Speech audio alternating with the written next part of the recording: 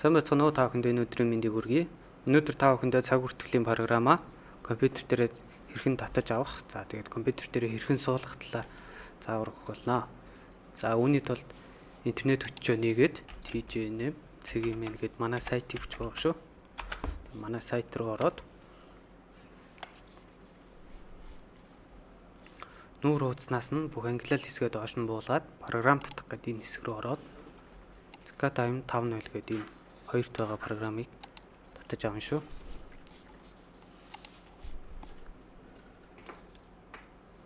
За програмаа татаад болсон бол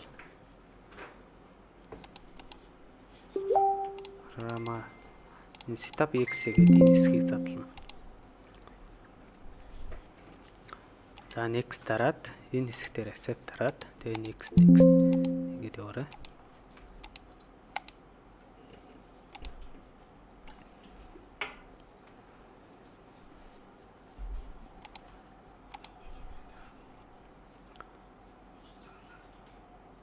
За энэ хэсгээр no дараанд нь start хийнэ гэдэг хэсгээ сонгорой. Хэрвээ энийг yes гэдэг явуучих юм бол компьютер чи start хийгээд компьютер чи унтарчна гэсэн.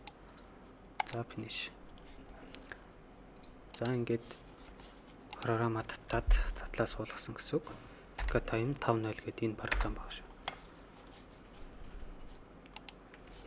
За програмын маань харагдсан хэдэн нэг юмрхүү. Хэрвээ ингэж харагдчихвал та компьютер програмаа зөв суулгасан гэсэн үг. За програм маань ямар нэгэн байдлаар лиценз байхгүй. Тэгэхээр ингээд хүсснээрээ бэрээ ашиглах боломжтой гэсэн үг.